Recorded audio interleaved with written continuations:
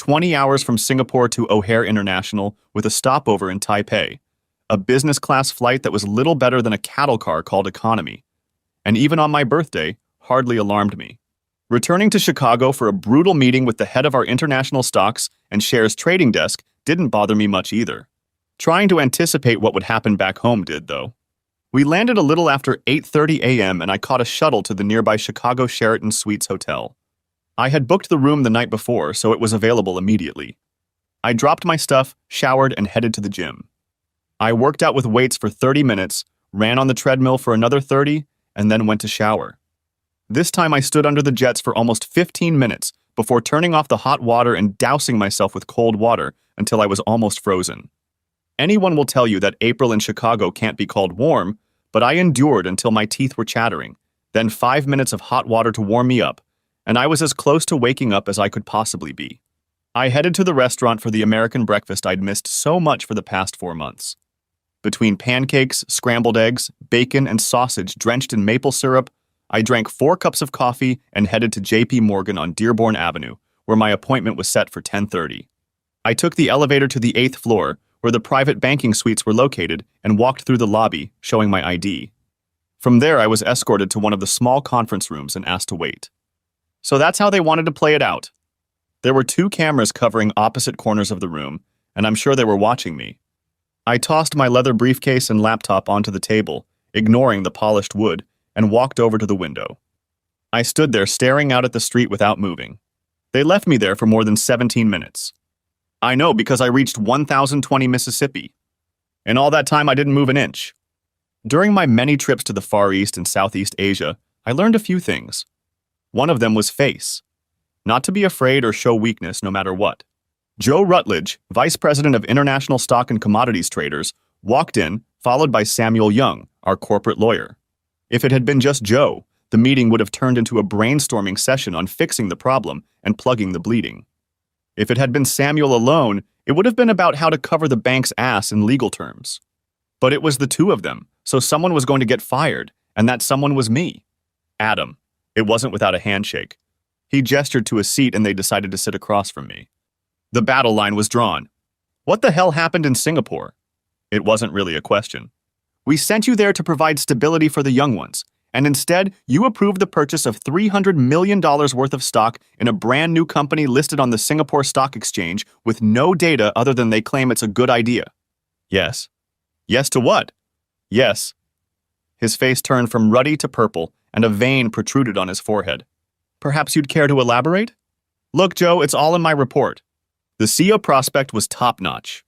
They dotted all the I's and dot all the T's.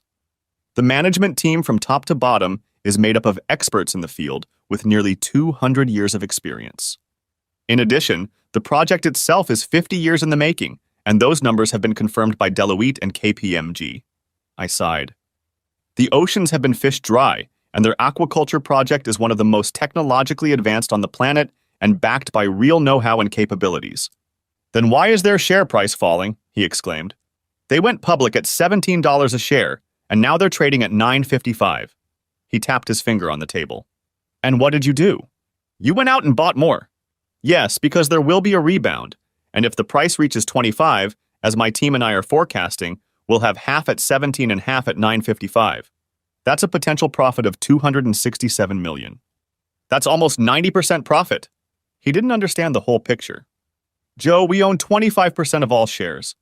We are the single largest shareholder. A company that's failing, he shouted, sputtering with saliva. That's because the Chinese and, to a lesser extent, the Thais and Vietnamese are short-selling to either sink the company because it's in direct competition with their own fisheries and threatens their near monopolies in Southeast Asia, or to buy it for next to nothing and expand their position in the international fish trade. I prodded him across the table. We need to have the courage to stand our ground. It's just a failure. He shook his head. This isn't the crazy 80s and 90s. We need to trade on confidence and maintain a positive risk ratio. It's all in my report. I pointed it out again. Your report is nothing more than 50 pages of wishful thinking, he accused me. Anyway, it's not just my decision now. The council has approved my recommendation and you're out. And so it was Samuel's turn to let me off the hook. The offer was 3 months' salary and almost 30 days of accrued vacation. effectively giving me almost 5 months of pay. In addition, they would cash in my stock options and pay the difference between the issue price and the current price. All in all, I would walk away with almost $800,000, but with a ruined reputation and zero prospects for future employment, other than at McDonald's or KFC. By 2 o'clock, I had signed all the necessary forms, rolled my 17-year-old 401k into an IRA, turned in all company materials, including my laptop, and was escorted out. I stood on the sidewalk with an empty satchel over my shoulder and a strange feeling in my head like I had a brain aneurysm. I hurried to catch a cab to get back to the hotel, and my imagination vividly pictured me dying in the street with strangers pointing and staring at me. Once in my room, I grabbed a whiskey mini from the bar, mixed it with 7-Up, and poured it over ice. Blasphemy. I know. I sat down to contemplate my options. I was 42. I was too young to retire, but was I too old to start over? There was only one option left, and it seemed like a gamble, but on the other hand, would I have the courage or not? I decided that if I didn't have the courage, how could I expect others to have it? So I went shopping. An hour later, I returned with a brand new laptop that had Windows 11 installed and was ready to play. I downloaded the programs needed to track purchases and sales and got to work. I plugged in a flash drive with all my Singapore transactions, which I had thoughtfully left in my hotel room and away from my employer, and was ready to go. I checked our savings account. It had $50,000 in it. I had $250,000 each in my investment accounts, but it required 24 hours notice. I did so, then sold some blue chip stocks I owned and calculated that with my salary and option payments, I would hopefully have over $1,200,000. The money was due in the next 2 days, and I transferred almost the entire amount into an offshore trading account called Blue Sky International. By the time I finished, it was already 9 o'clock. I ordered a hamburger and a beer from room service and pulled out my phone. It had been off for over 36 hours. That was the longest it had been off in a long time. I considered turning it on, but I was mentally exhausted and incapable of dealing with all that was ahead of me, so I gave it up and instead lay on my bed watching the news. I switched to another channel to see how the world markets were doing, but there was almost nothing I wanted to know about. Whiskey, beer, hamburger, whiskey. Eventually, the jet lag caught up with me and I passed out. The next morning, I had a very early breakfast as my internal clock was still going off. I drank my coffee and turned on my phone. It burst with messages. "Help, Dad, Mom is having a breakdown." It was from Dean and Katie. The message was longer, but the gist of it was this. "What's going on with Jean?" From my dad. "Happy birthday, and why aren't you answering your phone?" From Jean's parents. "Happy birthday, Dad." From Dean and Kathy. "Happy birthday and good luck, Adam." From Team Singapore. "Happy birthday, son." From Dad. "Happy birthday, little brother." From my sister Georgia. More calls followed from Dean, who said Mom was sad and crying but had already calmed down. There were no calls from Jean. No birthday greetings, no explanation as to why everyone thought she was acting weird. It was like I didn't exist. I caught the 8:30 flight to Springfield, called home, and found myself in a hot mess. The kids had left their games, soda cans, and plates all over the living room. The floors looked like our vacuum cleaner was broken. The kitchen was even worse. The sink was clogged with unwashed plates. The dishwasher was overflowing. The trash can was overflowing. I took things to the laundry room, where unwashed clothes lay unwashed for what seemed like weeks. I separated the white and light from the dark and began the process. Once back in, I began to put things in order from the living room to the kitchen. There were 2 empty wine bottles and stemmed glasses in the living room. Both had lipstick marks of different colors on them. Our bedroom looked like it hadn't been changed in a while.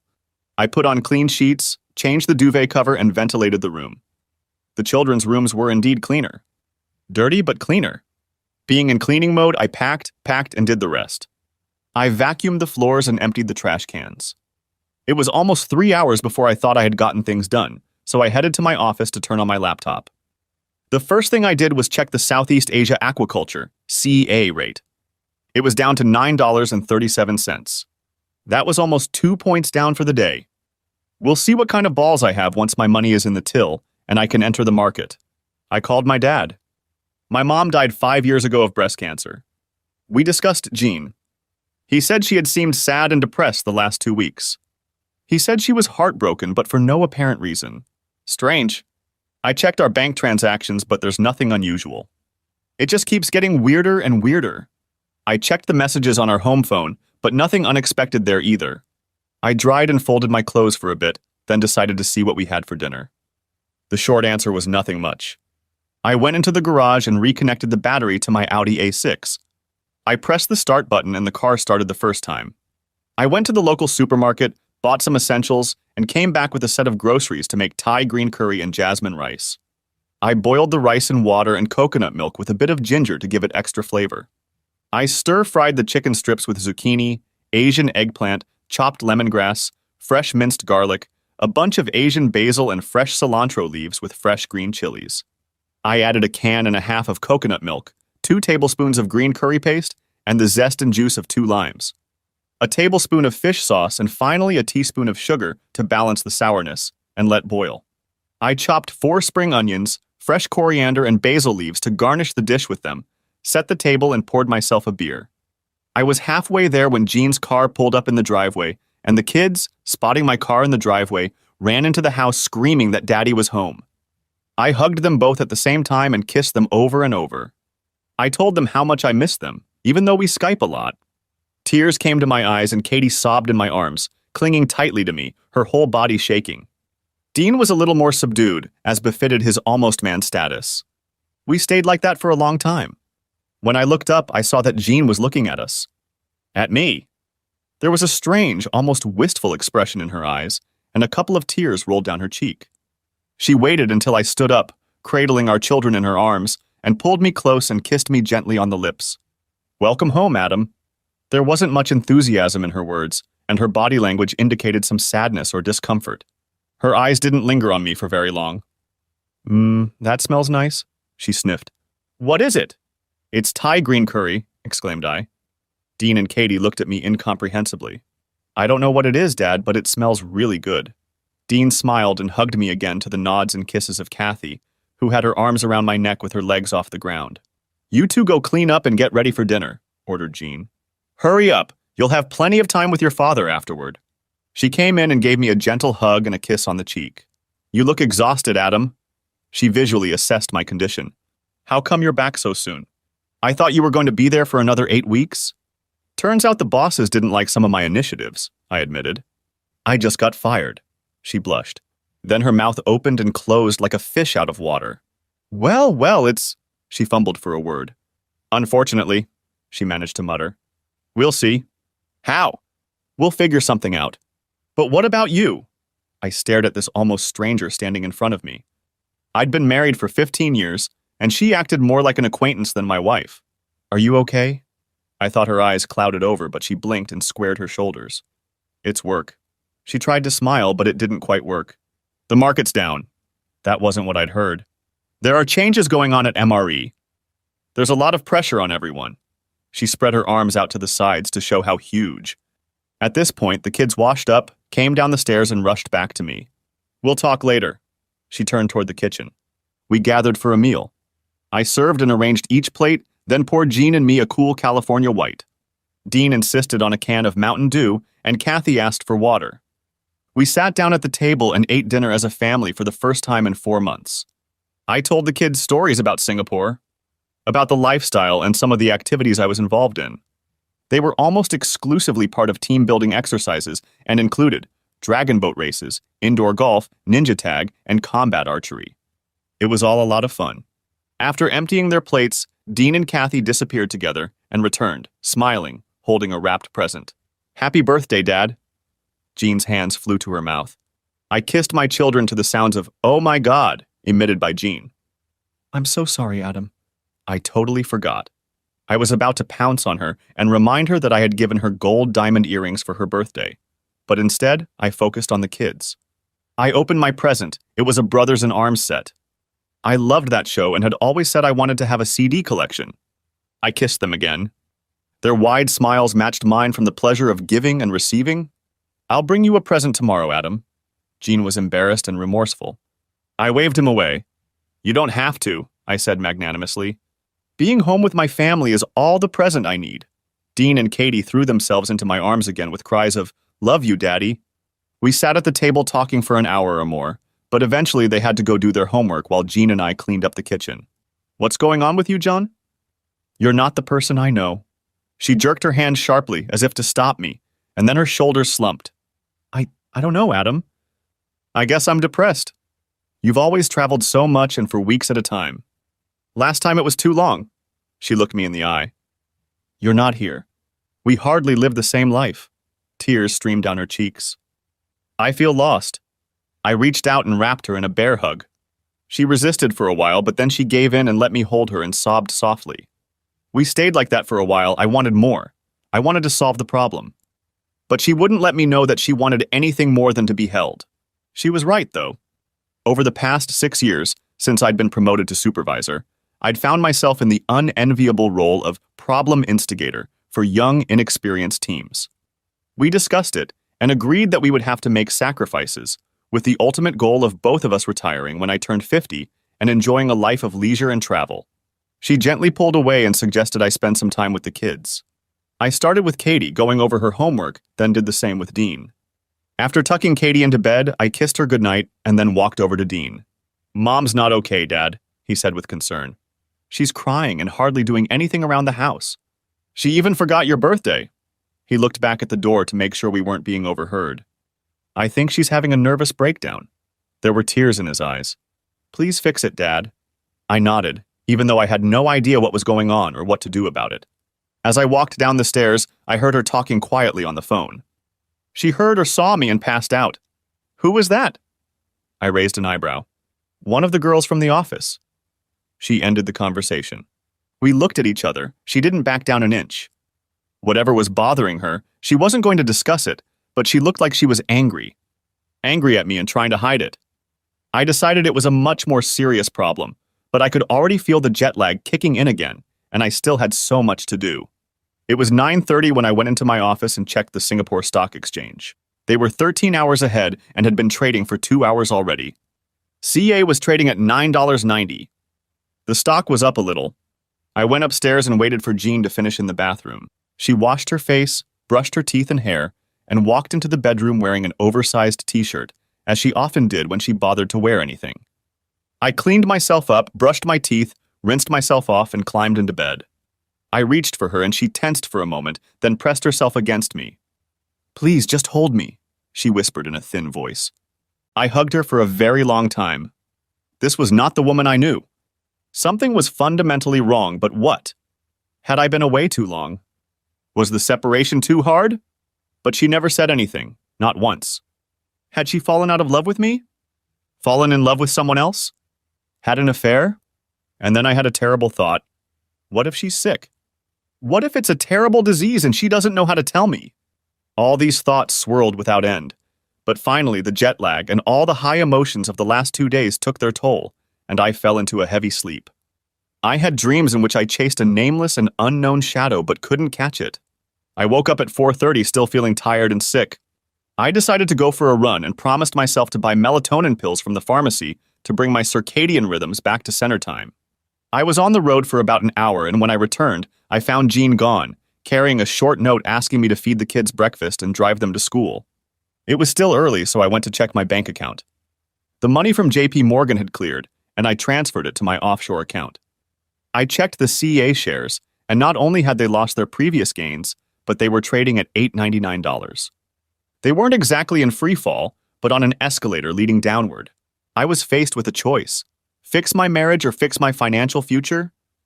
Is it possible to do both? I spent as much time as I could with Dean and Kathy and asked them some general questions about what they were doing in the months I was gone.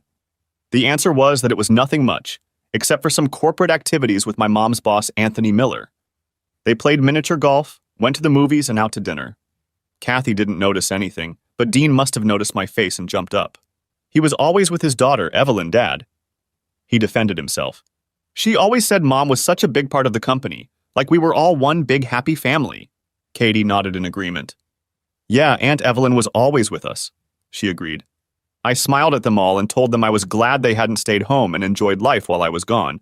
But now I was back, and summer was on the horizon, and I wanted us to go on vacation and make the best of it. They nodded approvingly, and I hugged and kissed them again. I drove them to school and called a few friends to make arrangements to meet up for the morning. Then I called George Tallis, my old mentor. He was my manager when I first came to the trading floor, and he taught me many unseen trends that no computer program or application will teach you. Everything is driven by greed and fear, he told me over and over again. We talked for a while. He still lived in Chicago and was a registered broker running a small company for a few old clients. We discussed my accreditation.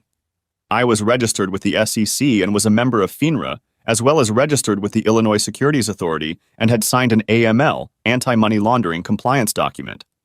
We agreed that I would send him an electronic copy of the SEAA prospectus and discuss it later that day. I stopped by the HHS community pharmacy located across the street from St. John's Hospital. It was convenient on the way to my first appointment of the day. I was leaving the pharmacy with melatonin and a few vitamin pills when I noticed Jean and Evelyn Miller coming out of St. John's Hospital. They were holding on to each other and looked like two women bound together by a shared grief. I discreetly watched them as they walked with their heads down and shoulders bowed, bereft of hope and dreams. They climbed into the Uber that was waiting for them and disappeared into the flow of traffic. What the hell was that? I ran through all the options that had been swirling around in my head since the previous evening, but nothing was coming out. Was my wife sick and didn't tell me about it?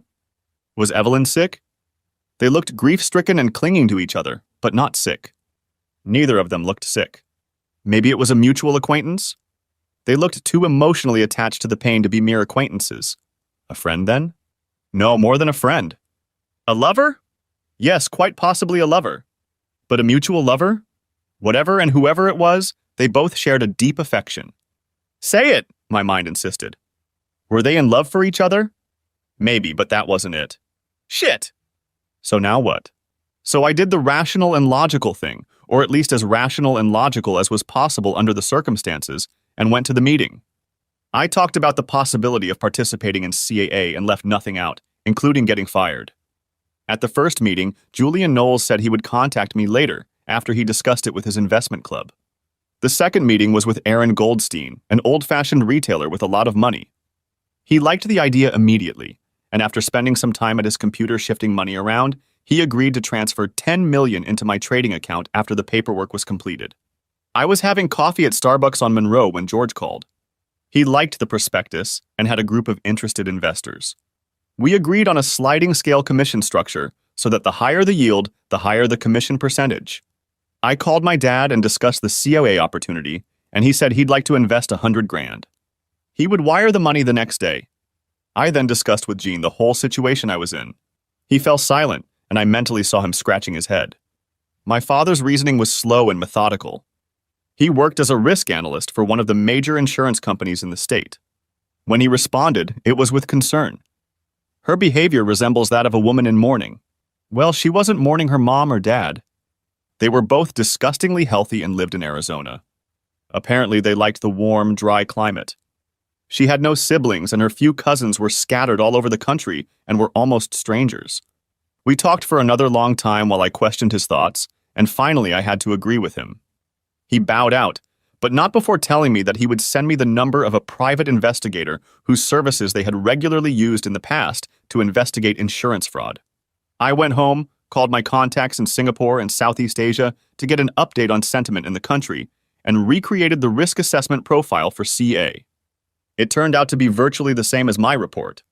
The numbers were rational, the management team was sound, the project was in its infancy, but the decisive fact was that all members of the management team had put their own money into it, and that was the decisive fact. They weren't just in the game. They were betting their future on the success of the project. That strengthened my position. Everything was ready. All that was left was to wait a few hours for SSE to open, and I would start trading. While I waited, I called the number of a private investigator. His name was Clarence Williams, and I found his LinkedIn profile and a small website under the company name, Discrete Solutions. There were no pictures of him? When I called, he spoke with a slow southern accent, and I got the feeling he spoke that way on purpose because his mind was like a steel trap and his questions were sharp and insightful.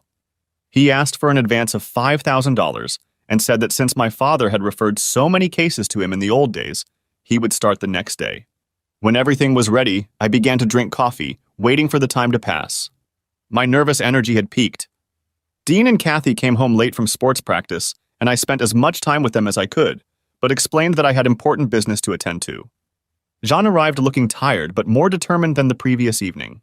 I bought Chinese food on the way home, she announced, walking into my office and kissing me on the cheek. Are you working? Hi, Jin. No affectionate words came from her, so I didn't respond either, just like when I was a kid. I wish we could eat as a family, but I have to work tonight from about 7. Okay, that's fine, I guess, she said uncertainly. I have a present for your birthday. She held out a small gift-wrapped package. The small card read, Happy birthday, Adam. Love. John. I'd sent more personalized cards to third cousins and siblings. Inside was a bottle of Hugo Boss aftershave. I thanked her, and she leaned over to kiss my dry lips. I could very well have been a third cousin. We ate as a family. Dean and Kathy talked about how their day had gone. John didn't say much. We discussed some of the changes that had occurred during my absence. Dean complained that the old skate park was closed and there was less and less for teenagers to do in town. Then Kathy said she thought it was a good thing that Mr. Miller, Mom's boss, had converted the house into a shelter for abused teens. I turned to Jean with a raised eyebrow. Well, yeah, I may have mentioned that, she admitted. Tony wants to set up a conservation project, and this is his way of doing it. She was very superficial in her details, and I sensed she was holding back a lot. I'm surprised. I didn't know Miller was into that kind of thing. I really was surprised. I thought he was from the country club. His wife Lynn started doing it while she was still alive, and he continued after she died. She informed me somewhat smugly, or was it something else I couldn't understand? He often used empty houses he owned for it, but now he wants to convert one of them into a permanent establishment. Why? Why not? She almost pounced on me. It's a great cause and much needed. It doesn't seem like the city or the state does much. A lot of these teenagers end up on the street, she wanted to say, but stopped when she heard young ears perk up at the table. I threw a glance at Dean and Kathy, nodding my head toward the door, and they withdrew to give Jean and I a chance to have an adult conversation. Why now? That's what I meant. I looked at her intently. There was something about it. Something she wasn't saying. Her face became impassive and something flashed in her eyes. Now the opportunity has presented itself. She nodded, as if to confirm the rightness of her words. Ah, good. That certainly sounds like a great idea. Springfield sure could use it, said I, smiling at her. She smiled back as we both got up to clean up the rest of the food. I tried my best to keep a pleasant expression on my face and not frown. She had lied to me. Maybe not everything, but now she had a good reason and this wasn't a possibility. Secondly, her body language suggested she knew a lot more, and it had something to do with the personal. I helped clean up. Took out the trash and told her I was going to work in my office. It was still an hour before trading opened in Singapore, and I sat down at my desk and thought about the situation. I thought about my marriage, trying to keep my sanity and not give away the deeply buried pain that threatened to consume me. I knew that if I gave up now, I wouldn't be able to do what needed to be done. And at the same time, I realized that if I held the pain back, it would likely get worse. I wondered how we'd gotten to this state. Before, Jean and I had been compatible in almost every way. We agreed on where to live, how to spend our money, how to spend our vacations, when to have children and how many. We had a good life. To be fair, the last few years had been difficult because of my traveling and being away. But usually we made plans before I returned, and after I returned, we invariably had a mini honeymoon. But not this time. I thought we were both on the same page, but it turned out we weren't. It made me angry. Singapore and South Asia were full of women looking for non-Asian men. Some for the experience. Some because most foreigners held lucrative positions and had more to offer than their local counterparts. Some simply saw it as a ticket to the West. I was hit on daily. In the office. On the subway. In open-air food markets and especially in the many bars and clubs. Many of my coworkers dated local women. Some even put them in their apartments as de facto servants with privileges. Personally, I found this practice disgusting and exploitative, but no one cared about my opinion. The only reason I thought about it was that of the 10 times a week that I turned down a pretty woman, I did so because I was married. What's more, I was married to a woman I loved and who I thought loved me back, but her behavior and recent actions made me wonder if that was really the case. I looked back to consider if there were any warning signs leading up to this, but other than a near breakdown in communication over the past few weeks, I couldn't identify anything. There was much to ponder, but right now I had to focus on the work at hand. When the Singapore market opened. CA was trading at 8.49. I cautiously and methodically walked inside.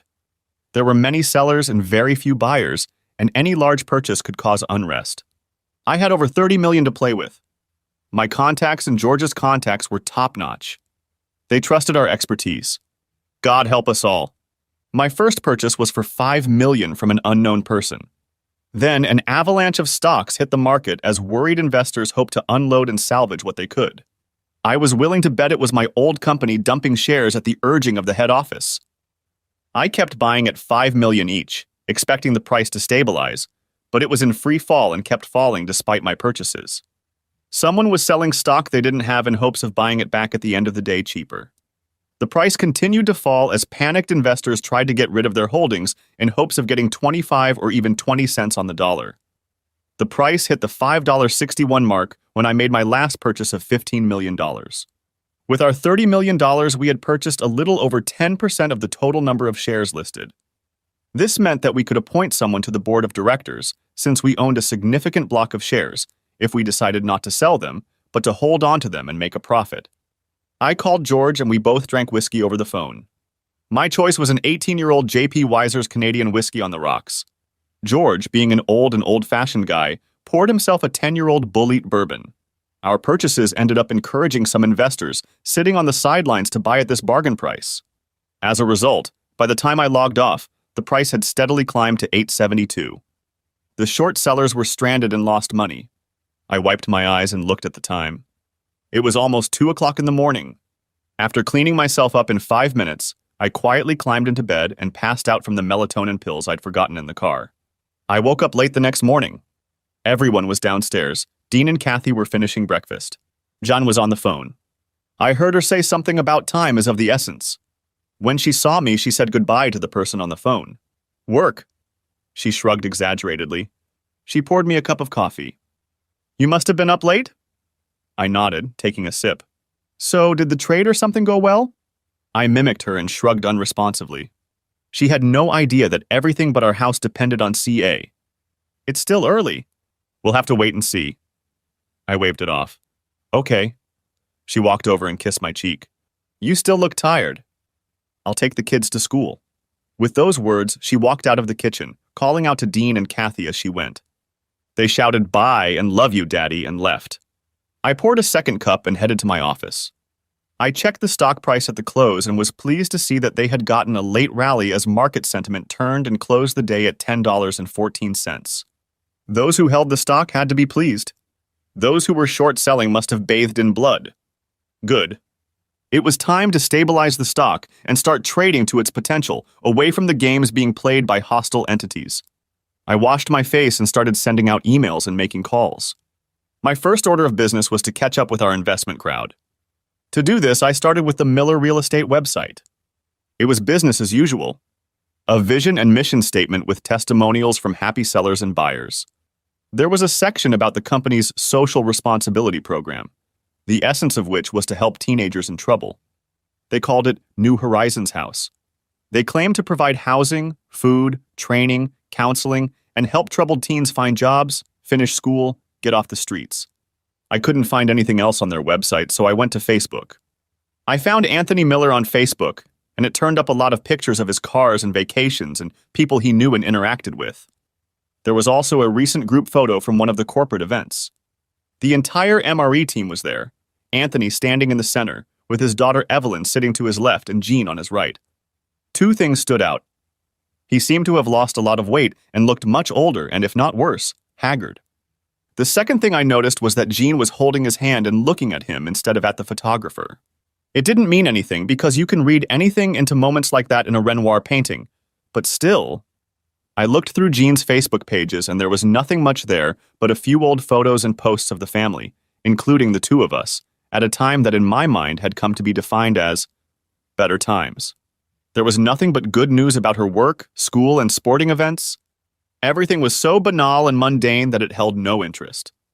The last picture she took of us together was over 2 years ago. On Evelyn's Facebook, there have been a significant number of photos of her with Jean over the past few years. In some of the pictures, she was pictured with Jean and Anthony, but there was nothing objectionable in them other than the fact that they were spending time together. The last messages were somewhat cryptic about the meaning of life and praying to God and the universe for positive results. I had another conversation with Clarence Williams. Please call me Clarence Adam. I've worked with your father for so long that I feel like I know you. I told him I wanted to expedite the investigation. He said he'd try, but it all takes as long as it takes. Then I called my father. His advice was to stop drawing unfounded conclusions and homegrown theories, let the experts do their job, and finally give them time. He put it simply. I found myself in a quandary. Should I contact my wife and start fixing what was broken? Wouldn't that lead to more heartache later if I realized I had been played for a fool? On the other hand, if I did nothing and everything could have been fixed, how hurt I would be if I could have made a difference but didn't. There was a hot lawyer's office in town and I called. I got through to a staff member who advised that it was better to fix the marriage than to divorce. There are very rarely winners, she said. Mostly there are only losers. I had one last card to play. One of Gene's male colleagues owed me a small favor after I recommended some inexpensive but quality stocks to him. He had last worked at MRE about 6 or 7 months ago, but I decided to elicit some information from him. He worked for a competing real estate company, but was free for a late lunch, so we met at Red Robin for burgers and beers. Chad walked in wearing his trademark golf shirt, chinos, and Dockers, with a pair of sunglasses on his head. If he tried, he couldn't have looked more like a realtor. After pleasantries and general chatter while eating burgers, I got down to business. He laughed when my intentions became clear. So you're out fishing, Adam? I nodded. Why? I'm trying to understand something about MREs. I limited my explanation. Something came up that's been bothering me. He turned serious. Everything changed when Tony lost his wife Dot to cancer. He seemed to lose his drive for a long time. Then his daughter became the driving force, and over the next year or so he seemed to find himself again. He paused and looked at me shrewdly. Your wife and he became very close. She was sometimes referred to as his office wife. He paused to gauge the effect he was having on me, and I gestured for him to continue, for my throat constricted, and I feared that if I tried to speak it would come out as a croak. I didn't see anything inappropriate, but you know how cruel office gossip can be. He scratched his head. One thing I can say is that Tony, Evelyn, and your wife spent a lot of time together, but you weren't home that often, were you? I shrugged helplessly. We talked about the subject without adding anything new. He was about to leave when he suddenly remembered something. You do know that Anthony was rumored to have been diagnosed with cancer, right? We said goodbye, but I stayed and called St. John's Hospital. I presumptuously asked what room Anthony Miller was in. It turned out that he was in a private room in the oncology ward. I paid for lunch and headed home. I had a lot to think about. This evening went much like the previous two, except that after cleaning up, I went outside with a whiskey and a charcuterie. For a while I sipped and puffed away. The neighborhood was quiet. Jean came out with a glass of wine in her hand. Can we talk, Adam? Shoot. You went on the MRE website, she accused me. Apparently he was a little more advanced than I expected. I guess if they intercepted visitor data, they could use it to make contact. And? I want to know why. Why what? Why did you go to the company's website? What do you expect to find? I assume you've also checked everyone's Facebook page? She glared at me, daring me to say the wrong thing to start an argument or start a confrontation. We'd been married long enough for me to recognize those signs. What did you expect to find? Exactly what I found. I made a poker face. And what was that? Why are you questioning me, Jean? I'm not interrogating you. It feels like you're spying. Social media pages hardly qualify as private space. I laughed and she blushed. Evelyn said you also went on her Instagram, she accused. Really? Yeah, she took a deep breath and tried to pull herself together. Why are you acting like this? How? Like this right now. Why do you think that, Jean? I looked at her stone-faced and blew smoke in her direction, knowing how much she hated it. She waved her hand, dispersing the smoke, and spilled some wine on her blouse. Please stop, Adam, she began to cry. In a normal situation, I would have enclosed her in a hug, but not this time. Why are you crying, Jean? I looked at her without emotion. You're upsetting me with your behavior, Adam. She growled louder to get her point across, but I only let out more smoke, creating a small cloud. Who are you? I asked her. She tried to formulate an answer, but remained voiceless for a while. Finally, she found her voice. I am your wife, Adam Carter. That's who I am. She looked at me.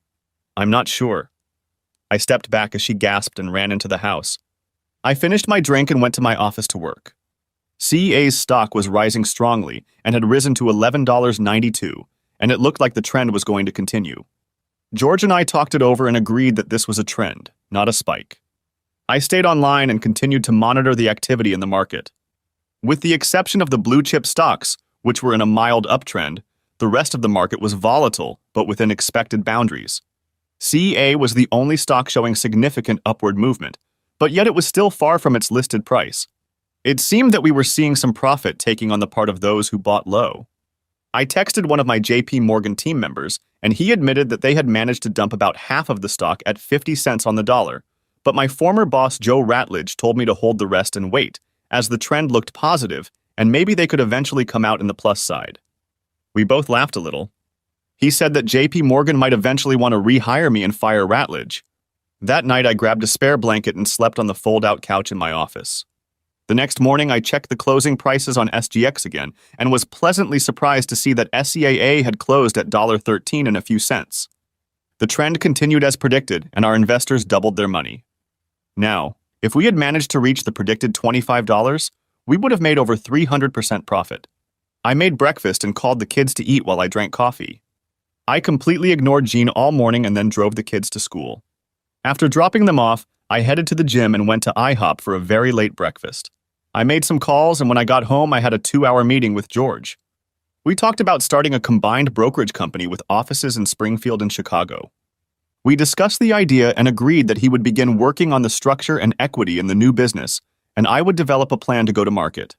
I was in the process of drafting the document until late in the afternoon when I heard Jean come in. She was alone. I left Kathy and Dean at the Beckers for the night, she informed me. We need to talk. She invited me to come into the living room. She poured me a bourbon on the rocks and herself a glass of wine. I sat down and waited for her to begin. Usually whoever starts talking first loses, so I sat in silence, sipping my drink until she got excited and started. I don't know what you think I've been doing while you've been away, Adam. I haven't thought about anything yet. Well, you're being very disrespectful and ugly to me. The woman was right about that. Is that how you feel? I raised an eyebrow. Disrespectful? She started to nod, then realized it was hypocrisy and took up the water. I'm sorry, Adam. You're not home anymore. We're like two strangers. She snorted with some satisfaction at her terse description. So after 17 years, we're strangers because I've been gone for 4 months? All the Skypes, all the texts, all the phone calls didn't matter? There was a lot of pressure on me, and you were far away. She wiped tears from her eyes. But you're my husband, and I'm your wife, and that's all that matters. She flashed her eyes, daring to contradict me. She stood up and withdrew.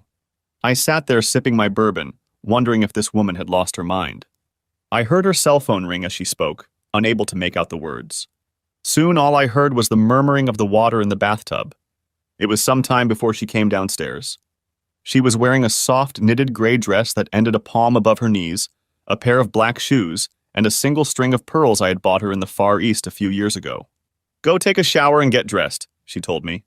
I'll make a reservation at the Chesapeake Seafood restaurant. I was ready in 15 minutes. I dressed with the feeling that she was on the phone with someone again. I ignored my instinct and bit my tongue. We drove to a restaurant where she started with a gin and tonic in the lounge since Jean had discovered gin. I deliberately beat her to it by ordering a Singapore gin sling. Later, when we were seated in the dining room, she ordered a hot pot of mussels and I ordered half a dozen oysters and a half shell for first. We drank Chardonnay and talked about the kids. She didn't seem very concerned about me losing my job. You're one of the smartest people I know, Adam. I believe you'll find a job quickly. She smiled at me. Apparently, she had no idea that I was now a pariah in the corporation. Anyway, our savings will help us get by until you get settled. I almost snorted with laughter and concern. She had no idea that our entire future now depended on my stubborn unwillingness to admit that I was wrong about CA. Nevertheless, the evening got better, not worse, as we discussed friends, parents, and the usual everyday topics that are the foundation of any marriage. She asked about some of my former coworkers she met at company parties. I shied away from talking about MREs until I had some information.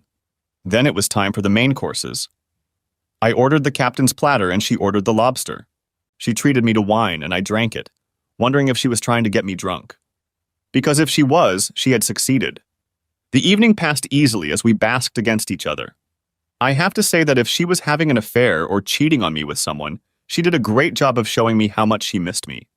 She caressed my hand, looked into my eyes, and was 100% attentive. We finished our meal and headed home. I woke up to the smell of coffee and bacon.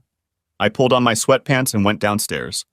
She was making scrambled eggs and bacon and English muffins in the toaster, apple juice was on the table, and coffee was boiling. We ate breakfast together, and she told me about what needed to be done around the house and in the backyard. After that, she got dressed and went to get Dean and Kathy. I was in the backyard getting ready to start a little cleaning up after the winter when I noticed my phone ringing. Answering the call, I hummed along to the radio. It was Clarence Williams. "Can you talk?" he asked, and my life turned to solid shit. We arranged a quick meeting at a coffee shop downtown. I left my work unfinished, cleaned myself up, and walked in. He was waiting and waved when he recognized me. He was nothing like I expected based on TV shows and movies. He was a small, unassuming man. He was no more than 5'7" or 8, thin, gray-haired, and balding. He wasn't very swarthy, but he wasn't one of those light-skinned black men either. He was wearing dark pants, a shirt, and an old sports jacket. Even his shoes looked like they were bought at Walmart. All in all, he was a nobody. He probably drove a Toyota. However, his high-end cell phone didn't match his outward image, and I inwardly smiled. He had clearly cultivated that image of an unremarkable lowlife. We shook hands, and his firm grip further confirmed my impression of who he really was, as opposed to the image he was cultivating. He cut to the chase without further preamble. "Let's not beat around the bush, Mr. Carter. We didn't catch your wife at the hotel or in any secret meetings." He held up a hand to prevent me from intervening. "But we have ample corroborating evidence that she's been having an affair with her boss Anthony Miller for at least 2 years. That seems to be an open secret in the office. Of course, his daughter Evelyn knows about it and not only condones it, but facilitates it in every way possible. They met regularly during the week, and it seems that when you weren't home, she would often leave the children with friends and move in with him herself for the weekend. He was hard and relentless, trying to lay it all out before I exploded, or whatever it was I was going to do. His voice began to lose volume as my pulse quickened and drummed in my ears. My hands clutched at the table like I was having a heart attack. It's one thing to think your wife is having fun with another man, and quite another when it's confirmed by a near stranger. Clarence kept talking, but I could barely hear anything. I was still burning inside and struggling to pull myself together. Besides, Mr. Miller has been diagnosed with a very aggressive pancreatic cancer, and he only has a few months to live. What? I tried to realize. What was that? I said that Miller has been diagnosed with metastatic pancreatic cancer. He's now undergoing therapy for the second time, but it doesn't seem to be working. This confirmed what Chad had said and what I had discovered, but I didn't know that the cancer was incurable and inevitable. I finally understood Jean's behavior. Her state of mind. Everything said she was in pain because she was mourning the man she loved. She was trying to come to terms with his impending demise. I told Clarence about Jean's behavior and how I thought it all connected, not because he was my friend. Not because he was my confidant, but because he was here in front of me and I just needed someone to talk to. My initial impression of Clarence's hidden depths was confirmed by his next words. Many cheaters try to minimize their actions by saying it was just sex. Or that it meant nothing, but that's nonsense, Mr. Carter. He took a sip of his almost cold coffee and made a grimace. Then looked at me again. Cheaters don't just do it. They're invested in each other and in the relationship. He frowned, as if fishing the words out of his memory. Women need to feel loved. No one has a long-term relationship because of sex. They may start out that way, but after a while, feelings emerge. Love, and it's usually justified by the claim that you can love more than one person. He looked up, assessing the effect his words had on me. Cheaters don't spend all their time having sex, Mr. Carter. They go to restaurants and movies. They go for walks and share experiences. They discuss movies, books, politics, and ideas. They develop a personal language as spouses. They share their hopes and dreams and invariably lament that their illicit relationship is not their permanent relationship. He nodded his head as if agreeing with himself. They typically find faults in their spouse to appease their behavior and justify their cheating, and then discuss their spouse's real, perceived, or attributed faults with their other in an attempt to justify their immoral activities. I was shocked and devastated. I mean, I understood all of that, but honestly, it wouldn't have hurt as much to think that they were dating to engage in it. My wife was in a relationship with another man who gave her all the same things I did, but without the burdens of raising children, settling life's scores, household chores, and all the rest. She gave him all of her attention. He gave her the good times without the daily drudgery that a normal marriage is saturated with, and nothing that would turn their time into the less exciting and more routine life that husbands and wives mostly share. We talked some more and then agreed to stop investigating for a while I considered my next steps. He left, and I was left to sit and ponder what my life now looked like. One thing I knew for sure. My marriage was over. And this delusional reasoning of staying together for the sake of the children was beyond me. As unpleasant as the thought of being separated from my children was, the reality was that 60% of children in the US live in separated or divorced families anyway. I guess mine would be no different. I sipped my rapidly cooling coffee. The pain coursing through my insides was real, and at the very least, it was going to take its toll on Jean and Miller. I did my best to muffle my emotions. These angry, hurt, anguished, and somewhat irrational thoughts wouldn't help me. I thought back to my work in the Far East, where I had encountered quite a few old-style executives. They tended to view business and even life in multi-generational terms. They also behaved much like the Southern Europeans. When two families went to war, there was and would be no reprieve until one of them was completely wiped out. Easier said than done. I wasn't the head of a triad or a godfather in the mafia. I was just an ordinary man living a fairly ordinary life. I didn't have any superpowers, nor did I have some omnipotent ally who owed me a great deal. The only thing that was certain was that I was in this case alone. I asked for more coffee to be brought in and pondered, wondering how I was going to get revenge on a dying man. As far as Jean was concerned, it was simple. Something she loved and treasured had been taken from her. In other words, everything she valued in life. Easier said than done, but a plan had already matured in my mind. But first things first. My real and immediate problem was Miller. I knew he'd made no promises of fidelity to me. He wasn't married to me, he was married to Jean. Yet he knew she was married and went after her anyway, thus disrespecting me, my marriage, and my children. Intelligence had to be done. My anger, fueled by pain, began to flare up again. All of my early psychological evaluations at work revealed, among other things, two traits that needed to be monitored and managed. First, I was risk-averse, which was certainly a double-edged sword to keep an eye on in a company characterized by a conservative approach to trading, and second, I was stubborn to the point of becoming intransigent as soon as I chose a position, and it was these two traits that were driving me now. I retaliated regardless of the consequences, and I would not back down until one side was defeated, even if that side was me.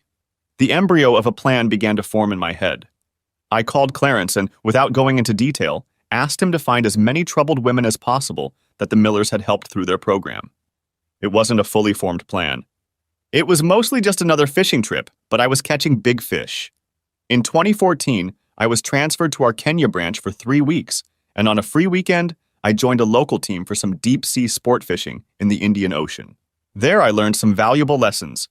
You don't go fishing for marlin.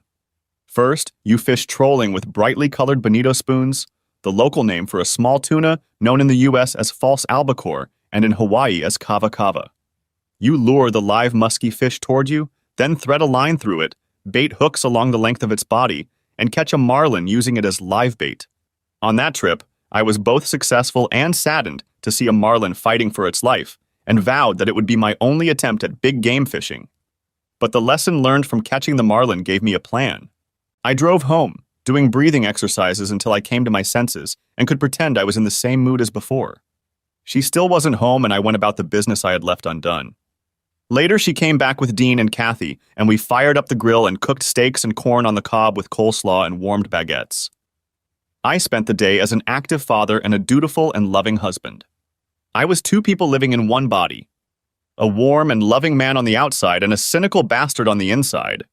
Cynical Adam decided that since her lover was dead and she feared I might put 2 and 2 together, she was trying to do damage control. I was clearly her backup plan. My time with Dean and Kathy was as real as my time with Jean, like a B-movie, but she genuinely believed it. Cynical Adam told me to keep that in mind after the divorce when I was looking for women to hook up with. The next few days turned into a strange existence in which I was simultaneously living a lie and watching myself play my chosen role. I wondered if movie and television actors have similar experiences, watching themselves on screen as a character. On a positive note, George and I sorted out the new trading organization, registered it in Singapore, and transferred the entire SEA portfolio there. But that wasn't the only good news. CEA was trading at $16.33 after the roller coaster ride to market and climbing upward. We had already more than doubled our investment, and as I had hoped, were looking at a 3-fold return. Given how easily I had sunk into my psychopathic personality, I became paranoid, So I added some significant security measures that required a fingerprint and password, as well as encryption of all my files and emails. I always turned off my laptop and completely deleted all emails that didn't come from George without opening them. Then I would also upload everything I wanted to the cloud and reformat my phone, completely deleting everything and then re-uploading what I needed. After that, all that was left was to research other interesting stock listings and call potential investors I knew from JP Morgan in anticipation of me making an offer to buy some of their business. The only thing I wasn't too worried about was the non-compete clause, as the layoff made it mostly invalid. My marriage front went quiet while I waited for the ammunition to arrive, and it arrived on Thursday in the form of a flash drive from Clarence. The handover was done at a different coffee shop than last time because my paranoia was at an all-time high, albeit for no particular reason. He made a list of 14 women. It was everyone he could find. There were brief biographies, and some even had old photos attached. 5 still lived here. One of them worked as an escort. A prostitute, to be exact, so Miller's intervention didn't help her much. She had a number. I went and bought a cell phone, then called her, and we arranged to meet at a motel on the outskirts of town. She said an hour was $100 and I would have to pay for the room. She arrived on time, 2 o'clock in the afternoon. She was small, thin, and tattooed. Her name was Layla, and she stood in the doorway. "Show me the money." Those were her first words. I pulled $200 out of my pocket, placed the bills on the bed, and gestured for her to sit down. I raised my hand to stop her. "How do you feel about making 1,000?" I asked, but she jumped up, grabbing her bag. "I don't do shit, mister." "No shit," I assured her. "I'll pay for the information." "What kind?" "I want to know about the home for abused and vulnerable women you were in a few years ago." She wasn't sure, but after some thought, she agreed and told her story. Briefly, she said that she left home as soon as she left school because she hated her stepfather and ended up on the streets. Eventually, having lost all hope, she began selling herself for food and lodging. One John, when she didn't want to do what he wanted, threw her out on the street like trash. She was found by passers-by who called the police. They took her to the hospital, and someone contacted Mrs. Miller, who offered her a place in the house once she was discharged. She stayed there for almost 6 months, she said, until the rules and regulations bored her and she left. She finished her story and we looked at each other in silence for a while. Her story was typical, though no less tragic. I wondered if what I was about to do would be another case, but the need for revenge took over everything else. "So, when you lived in this house, were you bullied right away or did it start later?" She blinked rapidly, trying to comprehend my question. She started to shake her head no, side to side, then froze. I could see the gears turning in her head. "How much?" "I think 5,000. I began to negotiate. "Why?" I thought about it for a few minutes. She may have been an uneducated prostitute, but her negotiating skills were good enough for any corporate boardroom. "Miller ruined my marriage and I want to destroy it." I looked at her for signs of hesitation. Whether she'd do it for the money or for the greater good. 20,000? She smiled grimly, watching me like a hawk to gauge my reaction. I hesitated, figuring out how plausible she could be. She smirked, looking at me. "What?" "I can see you pondering whether spending 20 grand on an unimportant person will help your cause." Damn. This young tattooed woman was on a roll. She leaned toward me and we ended up nose to nose. "Give me a 25 and I'll show you the power of the Me Too movement in action." I told her we had to plan it out and arrange how the money would be transferred. She told me that she wanted the money so she could get a fresh start elsewhere since she had a little girl and needed to get out of the business. I offered her honestly that if it worked out, I would set her up with a job in Chicago, and her eyes lit up. "For real?" "For real. You're tricking me just to get what you want?" She looked both hopeful and scared at the same time, like a child who is about to reach for the candy but knows it could be taken away at any moment. I managed to reassure her that everything was fine. We agreed that she would do what she promised, and we would meet to discuss next steps as soon as she was ready. We exchanged numbers. I gave her my phone number and asked her to save it under Jerry's name. I begged off and phase 1 was complete. At home, I continued my dichotomy of inside and outside, and Jean seemed to keep buying into it. To be fair, she too was focused on the Miller Legacy project to notice much else. I was getting inside as much as I could without making her suspect anything, and getting information about how far the project had gotten. We cooked and ate together like old times. During breakfast, she said she'd be busy helping set up New Horizons House, and there would be a grand opening on Monday at 10. I already knew about it. It was written about on the company website and social media. I feigned interest and, without appearing to, questioned her. Turns out they were planning to have the mayor and his entourage cut the ribbon. A whole bunch of local media was also supposed to be there, as well as the CBS television station. Did they stop the chemo and radiation so Tony could feel well enough to attend? I heard her ask. Probably Evelyn's. I didn't hear an answer. It's going to be a life-changing moment, she sobbed slightly. Not if I had anything to do with it. Time to turn up the heat. My divorce papers were ready. All that remained was to get permission to file them. Illinois was a no-fault state in 2016, and there were no laws allowing me to sue Miller for loss of affection either, so it was a matter of irreconcilable differences. I started the day on SGX. Our stock had reached its issue price and was rising, albeit in small increments. A good start to Friday. I had a coffee and tuned into the WMA radio station. At 9:30, there was an interview with Evelyn. She was talking about the wonderful social responsibility program that MRE and her father, Anthony Miller, have been up to. It was soulful stuff, like chicken soup for the soul. She explained that the New Horizons house is simply an ongoing evolution of a program that her mother started, and after her mother's death, her father continued.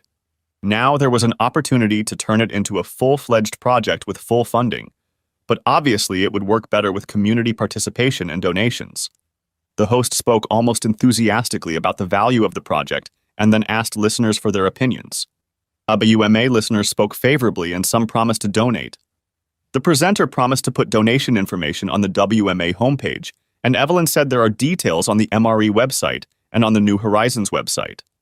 More calls in the same vein followed until... Hello? The voice on the other end was hesitant. She was urged to speak louder, and between a broken voice and quiet sobs, she managed to raise her voice. Please don't believe the house helped anyone, she managed to croak out. All it did was allow Mr. Miller to abuse women. She burst into tears over the phone. Evelyn went into an apoplectic fit. Never. This never happened. My father is a good man. He would never do anything like this. The caller was still on the line. He did, and more than once! Her voice rose with justifiable indignation and anger. Do you know what I am now? She shouted in a breaking voice. I'm a whore. I work the streets. That's all I'm worth thanks to your precious daddy. Her pain was unbearable. My name is Layla, and your father ruined me. She sobbed, and the connection cut off. The station went into a commercial break. When they returned, the anchor was torn between his original interview and addressing the elephant that filled the airwaves. Evelyn was stunned by this turn of events and tried to explain that it was nonsense and that her father was a good man who would never do anything like that. It was obvious that she believed that, but then again, we all want to believe the best about our parents. All the lines were ringing with people both scolding and praising Layla. One said what you'd expect from a whore. She's clearly trying to make a buck. Some wanted to ask questions of Evelyn, while others suggested that the authorities, whoever they were, should intervene. The talk show host was no fool. It turned from a little low-interest story into an emotional maelstrom, with listeners adding their opinions on what was real and what wasn't. The furor reached its climax when a well-modeled voice came on the air. My name is Rita. I don't want to give my last name on the air. Her voice was shaky but determined. But I left it with your producer so I can be contacted. She took a shuddering breath. Anthony Miller abused me too. And the remarks went off in different directions. A listener called into WTX to discuss what was happening on WMA. In the next minute, the line was filled with pro and con voices on each side. A short time later, a woman called in. She spoke in a thin, frightened voice. I'm a married woman with children, she cried, and I had hoped to put all this behind me, but Mr. Miller has been harassing me too. She broke down and sobbed on air. I'm so sorry, I promised. I promised I wouldn't say anything. But I can't live with this. I was young and I needed help, and he made me do anything to him. I couldn't say no. I didn't know how. She disconnected. There was a long silence before Master could say anything. It sounded like he was crying. I called Vicky, an old high school friend who works at the local newspaper and anchors the news for 2 regional radio stations. I asked if she had heard about what was going on at WMA and WTX. She had. I told her I was concerned because my wife works for MRE and the New Horizons home project. I asked her opinion. She wasn't sure but was going to look into the matter. She said if it was true, it would be the biggest abuse case in Springfield in 2 generations. By lunchtime, the story had gone quiet on the air.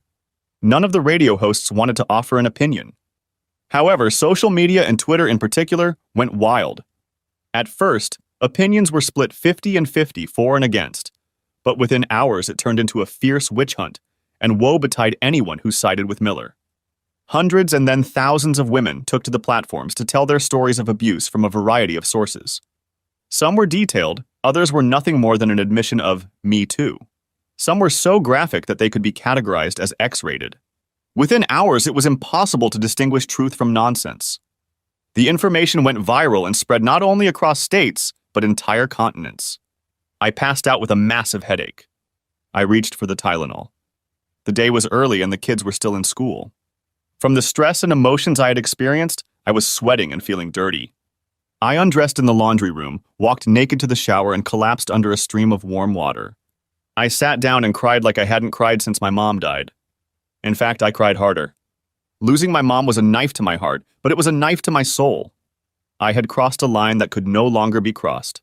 Nietzsche's saying that he who fights monsters must be careful not to become a monster himself accurately described me. Miller had done bad things to me, but I had unleashed a firestorm that had already lost control. All I could do now was hang on and pray. I picked up Dean and Kathy and drove home to make chicken stir-fry with noodles and a small oriental salad on the side. We waited for Jean, but there was nothing. I tried to call her, but her phone was off.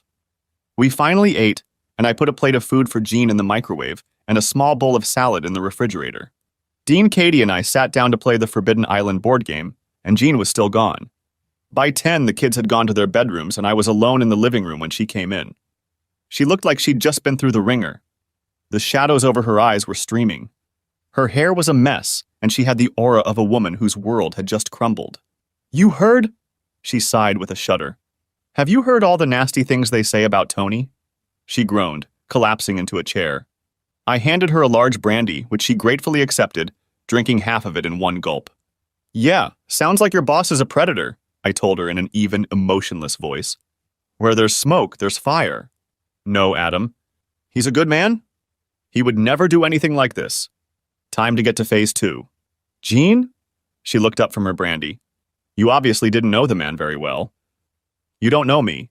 I turned the screws. "You and I have no secrets. We're husband and wife, so you know what I'm capable of, just like I know you." I held her gaze. "You may know Miller as your boss, but who knows what he's really like?" I watched the conflicting thoughts and emotions play across her face.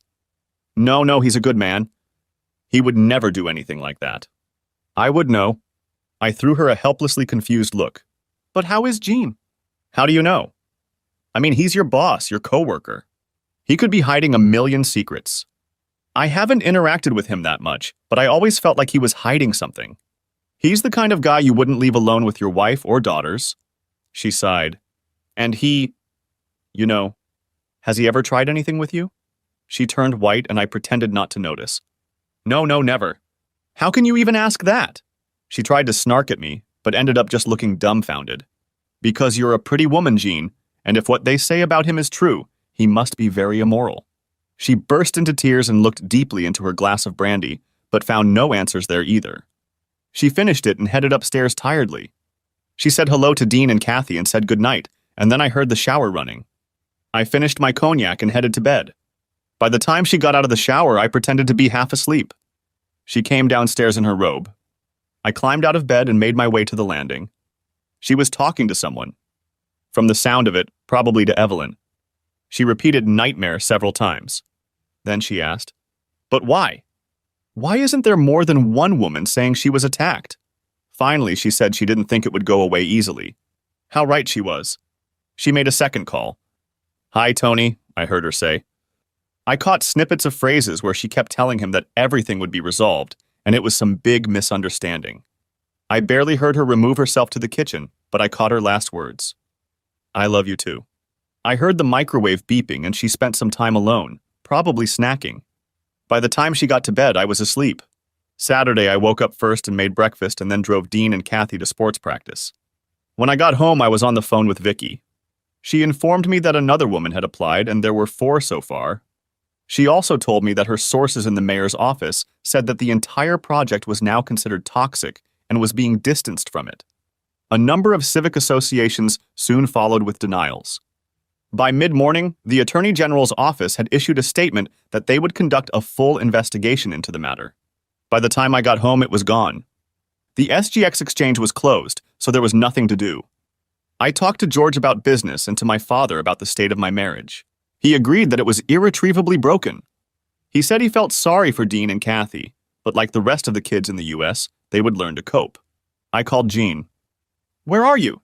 "Evelyn and I and the company lawyers are trying to fight these nasty lawsuits." "Are you sure you should get involved?" I colored my voice with concern. "The spillover could be significant and you don't want to be in it." She resisted, as I knew she would, but all their lawyerly entreaties went nowhere. On Saturday afternoon and Sunday, which were the busiest days of the show, MRE had less than 20% of its previous attendance. By Monday morning, the phones were ringing off the hook with calls of canceled and withdrawn sales orders. The opening of the New Horizons home was postponed until the negative publicity was over. That Monday, another woman made herself known in an unusual way. This woman was married to a wealthy businessman and was well known in the community. According to her, she spent a total of 8 days in the house before she gave them her name, and they contacted her parents. During that time, the man she knew as Mr. Miller abused her twice. She left her lawyer's details for all the women who had been assaulted by Miller to contact him so they could file a class action lawsuit. By the end of that week, 5 things had happened. First, Miller was interviewed by the district attorney at the hospital, after which his condition deteriorated. Second, 3 of the 5 women came to the police and testified. All of them claimed to have been assaulted. Interestingly, all of the assaults occurred within a short period of time, about 5 years ago. Third, the media storm escalated to the point where MRE closed its doors until further notice. Jean naively told me every night about how Evelyn was trying to keep the business going while vendors were leaving and taking customers with them. Fourth, CA had passed the $24 mark, and I was slowly throwing blocks of shares onto the market, which were quickly snapped up without lowering their price. We made back our original investment and still owned 2/3 of the stock. To put it bluntly, we sat back in complete delight. My dad took Dean and Kathy out for the weekend. I was on my way back from a small boutique where I bought a chilled bottle of 2012 vintage Veuve Clicquot. I was ready to celebrate with Jean number 5. I noticed a BMW X5 SUV with the MRE logo on the doors parked in my driveway next to Jean's Lexus. I stopped and walked into the house. They were in the living room.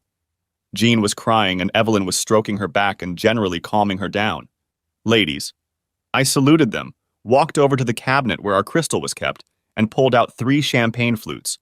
They stared at me dumbfounded with open mouths as I tore off the foil, twisted the wire to remove the cage, and popped the cork with opulence. Then I filled 3 flutes copiously and handed them each one. They were both in a sort of stupor, as if their brains were tilted, and accepted the proffered glasses. "Salute." I raised my toast, drank half of mine, and burped. Then the shouting began. "Jean, you're divorcing me?" "I thought we were a family." I noticed an open envelope with divorce papers lying on the coffee table. "Evelyn, how could you, Adam? Don't you care about your wife? Don't you love her? Have a drink, Jean. We're celebrating the end of an era." I finished the rest of the champagne and reached for the bottle. "Hello, Evelyn. First of all, I could, and I did. Second, I stopped caring about her and stopped loving her when she became your father's whore." I knocked over my glass and saluted Evelyn. "Let's drink to your father's legacy, Evelyn. I hope he lives long enough to stand trial, and then the whole world will know what a piece of shit he really is." She turned white and collapsed onto her back. I turned to Jean. "Get yourself a lawyer." I smirked at her. "The kids will stay with my father until custody is established." Her eyes widened with fear. This was like nothing she'd ever seen me like before. It looked like I had turned into the very monster I feared. Evelyn dropped her flute on the carpet, making a mess. They looked at me the way one looks at a madman with his finger on the trigger. "So for champagne, no. You left me alone for so long and so often." "I needed human contact." She tried to justify herself but couldn't meet my gaze. "I understand." I laughed humorlessly. "And how do you manage that now?" But then Evelyn came at me again. "And how many women did you sleep with while you were away from home? You men all want your women to be angels when you're away from home, and you do whatever you want. Don't think all men act like the piece of shit who gave birth to you. Just because he was happy to do whatever he could, ruining young women and marriages, doesn't mean the rest of us stoop to his depravity." I stared at her, hoping she would try to object or even pounce on me. I leaned into her face. Your father is a molester, a criminal, a disgusting pig. He'll probably die before he goes to prison. But you, my whore wife, and the world will recognize him for what he is. His legacy project will never take off and his money will be frozen by the courts against future lawsuits by his victims. MRE will file for bankruptcy and cease to exist, and you'll have to move far away and change your name. She trembled and cried at my verbal assault. I bet she wished she was a man to hit me. I wished she was a man too, so I could unleash the rage I'd so carefully contained for the past weeks. In fact, it seems to me, Evelyn, that you probably helped woo these girls the way Ghislaine Maxwell did Jeffrey Epstein. Her mouth worked wordlessly at the horror I was spouting. I think I need to contact the news media to let them know about you. She shook her head from side to side, her eyes widened with fear and horror. No. Please, I didn't do this. It's all a lie. Some kind of mistake. I don't know what these women are trying to accomplish, but it's not true. My father is a good man. I turned to Jean. You have 2 hours to gather your clothes and leave. When I return, if you're still here, I'll call the press and make a statement. Moreover, I will invite them to interview you about your involvement in this horrible crime. Screw you, she spat at me. I have nothing to apologize for. Well, except for cheating and lying. I'll move out, but I'll hire a lawyer first thing, and then we'll see who gets what. Oh God, Jean found the strength. 2 hours, I promised her. I got out and headed for the car, but had only gone a few blocks down the road when all the unused adrenaline in my body caught up with me, and I gasped and shook. This went on for about 15 minutes before I got my body under control and was able to move on. For a while, I drove aimlessly around the city. Eventually, I pulled myself together and called my father. I told him about Jean's handing over the papers and reiterated that he should keep Dean and Kathy with him until further notice. And while he should allow Jean to visit them, under no circumstances should she be left alone with them to set them against me. We talked and I drove off before the car signaled that I was on standby. I found a gas station, got gas and headed home, marveling at how far from home I was, and by the time I got back it was 10 o'clock. The house was like a mausoleum, filled with the ghosts of happy times. The silence was noisy in my ears and I couldn't sleep. 2,500 years ago, Socrates had said that life without exploration is not worth living, and I lay in bed, trying hard not to explore myself or look too deeply into my psyche because of the furor I'd made for revenge. The only thing I knew for sure was that things had gone too far and there was no stopping it. I was afraid that what was happening on social media was one thing, but if it went to court, things could unravel or fall apart. Would I not find myself implicated? I felt the need to get Layla out of town to at least eliminate my direct connection to the issue. Having decided this, I managed to sink into a half slumber. Waking up the next morning, I felt almost as tired as the moment I climbed into bed. After my morning rituals, I headed downtown to get some breakfast. I called the kids. They were doing well, but Dean already suspected that all was not well at home. I promised I'd talk to him and Katie soon. Over a cup of coffee, I reached Layla on the landline. So, did I do as well as I promised? I admitted that I had. We talked and confirmed that she was flying to Chicago the next day. I had already transferred money from my offshore trading account to one of George's offshore accounts. Then he had transferred small amounts to a bank account she had opened, and Layla was $25,000 richer and off to a job as a property management assistant organized by one of George's investment contacts who owned a number of commercial properties. I was drinking my second cup of coffee when Vicky called.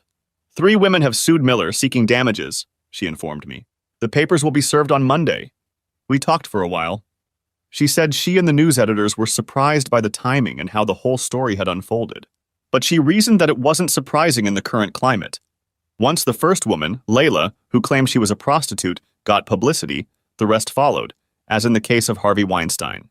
I spent the rest of Saturday with Dean and Kathy.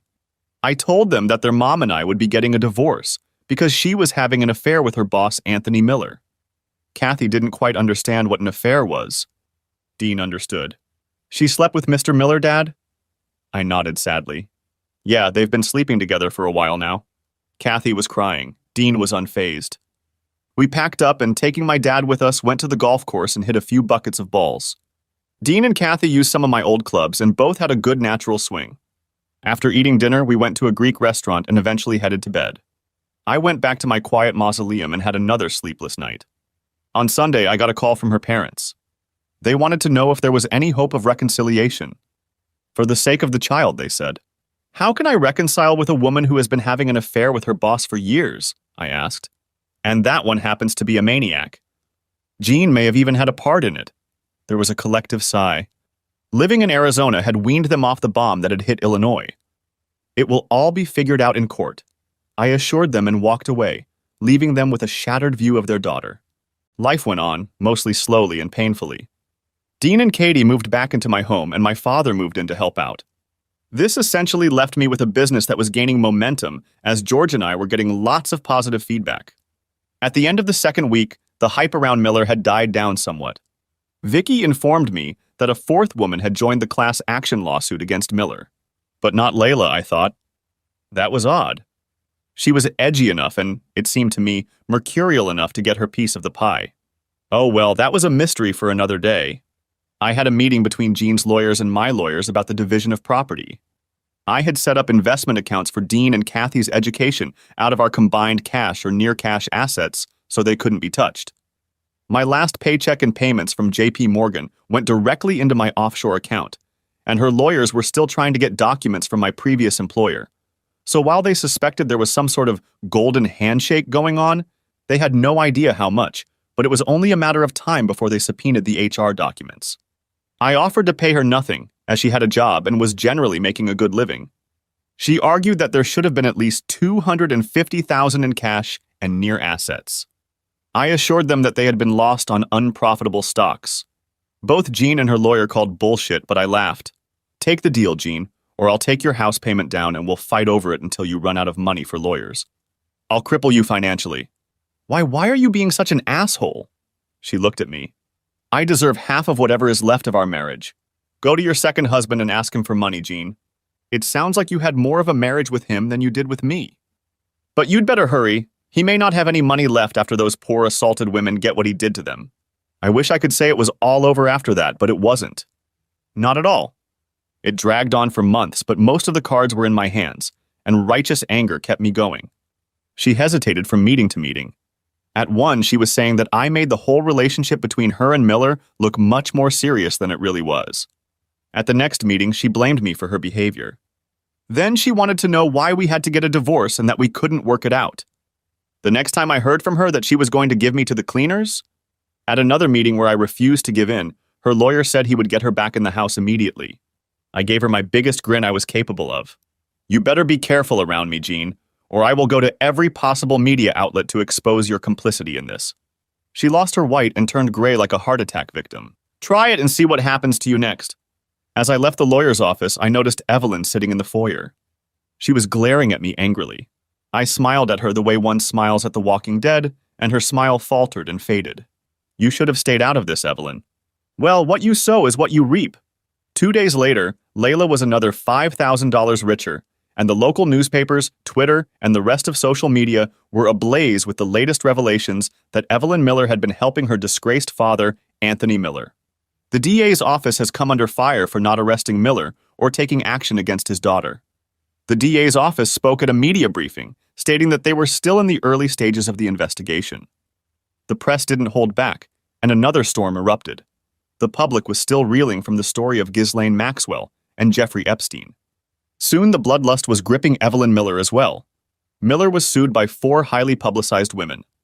I became seriously concerned and began having sleepless nights. Going to court was a huge risk for me and could have easily derailed the whole case. It was the 6th week since my return from Singapore. I was working from home as usual when the doorbell rang. It was Evelyn. What do you need? I wasn't going to pretend. Can we talk, Adam? No. I don't want to be associated with a predator like you. I glared at her and closed the door, leaving her standing outside. She called again. Just as I knew she would, she rang. Please, Adam. Just talk, she begged. I felt like laughing out loud. Where's your entitlement, bitch? Instead, I said, I don't think so. You just want to record me and try to get me to say something you can use for your own purposes. I won't, I promise. Good. Her eyes lit up, but I held out my hand, stopping her. But first, put your purse and phone in the car. Wait here.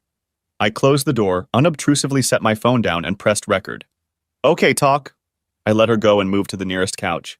She looked unsure whether to stand or sit, but I motioned for her to sit across from me, and she sat on the edge, as if she might rush off at any minute. She brushed her loose hair out of her face and pulled herself together. I know it's you, Adam. You're the one who created this whole nightmare. I just stared at her without emotion. She probably thought I was a serpent in her Garden of Eden. Stop it now, Adam. I just sat there looking at her in silence and she changed the subject. I know you were hurt by Jean's affair with my father. Whoever was hurt, but this nonsense about my father subjecting women is a lie, and it needs to stop. It needs to be disproved. I laughed in her face. There's nothing I can do, Evelyn. It's up to the court now. Please, Adam. Please make it stop. I know you can. I smiled unhappily. Now that your world has collapsed, you want me to help you. Where were you when your father was entertaining my wife? Her face turned red again. Oh yes, you were helping, making sure she agreed to be your father's whore. We stared at each other in silence for a long time. I read her face as she picked and rejected arguments to change my mind. Finally, she said, "When will you stop, Adam? When will you be satisfied?" Her eyes grew cloudy, then tears rolled down her face and she visibly snickered. This was no pretense. This was a woman defeated. Not until your family is completely destroyed, Evelyn. She shuddered. Her eyes widened in horror. There will be no stopping. There will be no ceasefire. There will be no peace. I spoke slowly and purposefully. I wanted her to realize this wasn't a game. She couldn't back down. This was real. She realized the truth and fell silent as she thought about what I had said. Then she surprised me by coming back for another try. You want revenge on Adam? How? She clasped her hands together and stared at the floor, unable to meet my eyes. She was in her early 30s, unmarried, and had no children. Her Facebook pages indicated that she had recently broken up with her last partner, so she was single. Staggering, she reached the door and on unsteady legs ran to her BMW. I watched her drive unevenly down the street. I had conflicting feelings of satisfaction at having caused her pain and letting her know that more would follow. At the same time, I felt disgusted at my ability to be so callous and so cruel to another person's feelings. It was still early, but I wanted a drink. And maybe more than one. I spent the rest of the week in and out of law offices. In between, I continued to work on getting new clients. There was a listing on the Hong Kong Stock Exchange for a small IT company that looked promising, and a listing on the Johannesburg Stock Exchange for a natural gas exploration company drilling in the Indian Ocean off the coast of South Africa and Mozambique. George and I were completing due diligence before presenting them to a group of investors. The 4 women's class action lawsuit against Miller was in full swing. The Millers, led by Evelyn and her attorneys, were trying to mitigate the situation and reach an out-of-court settlement. The district attorney could not make up his mind how to prosecute a man on his deathbed. So we all waited with bated breath. I heard the Millers had been cleaned out of almost every penny. All the real estate owned by the company was sold, and the women got over $2 million each. The amount was not disclosed, but it was huge. It was effectively the end of MRE. I needed one more thing to complete my revenge, so I went to the hospital and entered Miller's room, looking official and walking as if I belonged to him, and no one had challenged me. I was there to make sure he knew who had ruined him, his legacy, and his whole life. He lived for 2 more days. Evelyn had him cremated. There were only 5 people at the small gathering after the cremation. One of them was Jean. She wanted to take Dean and Kathy with her. I told her I would see her dead first. You would, wouldn't you? She looked at me with a mixture of fear and hatred, very similar to the one Evelyn had during our last meeting. I didn't realize you were so vindictive. You ruined him. It was you, wasn't it? She cried. And for what? Because he and I had a relationship. You went crazy and ruined so many lives. Tears rolled down her face. I laughed harshly. You're the one who planted the seeds, Jean. You? Why didn't you just tell me you wanted someone else? It would have hurt me, but it would have been honest. We could have gotten a divorce and that would have been the end of it. But you chose to neglect me, and that was unacceptable. For a moment, she became thoughtful. I loved Tony, she admitted quietly. He gave me what I needed. When he was with me 100%. With you, I always felt like your job came first and I came second. She rummaged through her purse, found a pack of tissues, and wiped her eyes. Then, when we had Dean and Katie, I wasn't even in second place. It was your job, the kids, and I got whatever was left. She looked me in the eye. I needed someone to put me first for a change. I could have walked away and left her with my happy memories, but I didn't. I pulled out my phone. Listen to this. Was it worth it? She heard me say. No, he wheezed. You ruined everything I spent a lifetime working for. I laughed harshly. It's your own fault, Miller. I screwed you up big time. How? How did you find out? What? How did you find out about me using them? There was a long silence while I tried to comprehend what I'd said, and then I started laughing and couldn't stop. I dropped my phone. Then I finally got my laughter under control. I didn't do it. I started laughing again. Oh, miracle. I didn't know Miller. I thought I was making it all up, but now I realize why those 4 women pursued you the way they did. All it took was one little crack, and then it all burst. Screw you, Carter, he wheezed, panting. Those women owed me. He tried to sit up to show he still had some bravado left. Jean collapsed to the floor and fell into catatonia. I walked away. She was no longer my problem. Epilogue. When MRE was getting rid of assets as fast as they could to free up cash, I bought the house they were converting into New Horizons House for next to nothing. It took some effort to get all the players together, but everything fell into place as if it was predetermined. As soon as the deal was signed and sealed, I took out ads in the local papers and went on the radio announcing that I had purchased New Horizons House and would turn it into a full-fledged shelter for abused women. It would be run by women only, and men would have no part in its operations and daily affairs. I renamed it Joy Carter House in honor of my mother. Dad cried and kissed me. Dean and Kathy were impressed. The house was placed in trust. Dad and I and the 4 women who had sued Miller became trustees. They were all more than happy to be involved and contributed some of their newfound wealth to make the dream come true. The local and regional media called the project Phoenix and showered me and the women with praise, although I tried to stay as far away from the spotlight as possible. Besides being a social responsibility initiative, it also helped me look good in front of a judge when it came to my divorce. Jean ended up getting primary custody. I would pay alimony until Dean and Katie turned 18, and Jean could stay in the house until then, but she would have to contribute 50% toward the mortgage payment, and alimony would be 0 for her. At one meeting when we were trying to divide who gets what, she claimed I hid the money.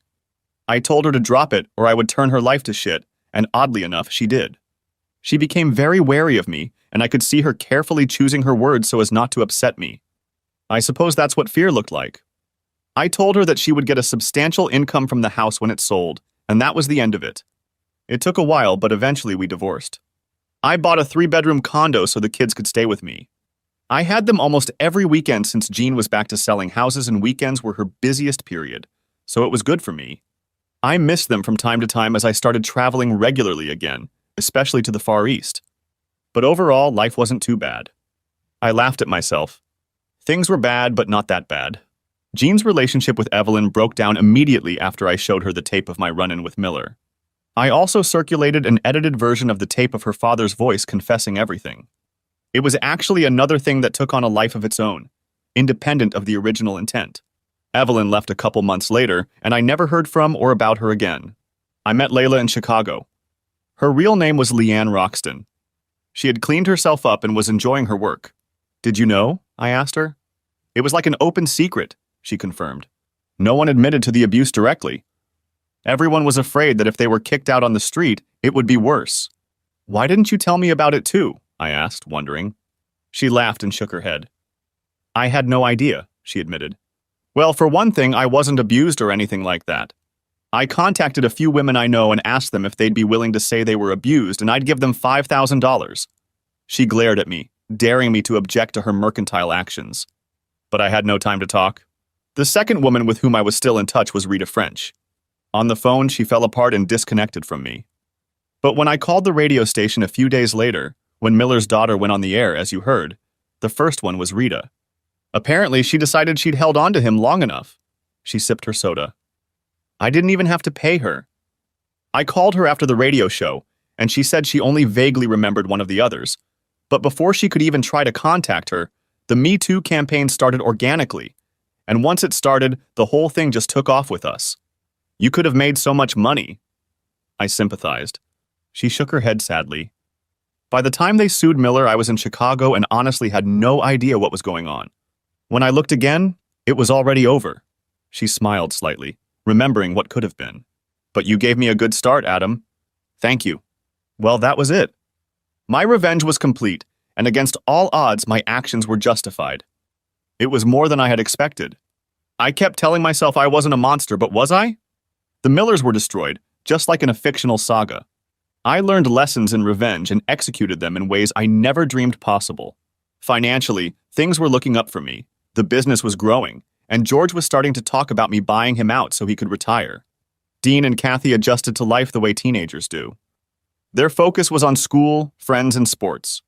Mom and Dad had already moved into the background, becoming handy ATMs and chauffeurs. Life went on as usual. About 4 years after the divorce, Jean began dating an older man. For a while, they lived together. After a few years of living together, they were married. Dean and Kathy said he was a nice guy. I was single and had no fantasy, which meant I wasn't seriously dating anyone. I guess I still had trust issues. After a long time, at my father's insistence, I started seeing a trauma counselor and began the process of improving my attitude and life in general, but I still have a long way to go. The end. Thanks for watching. I hope you enjoyed it. So subscribe to my channel and watch the next video.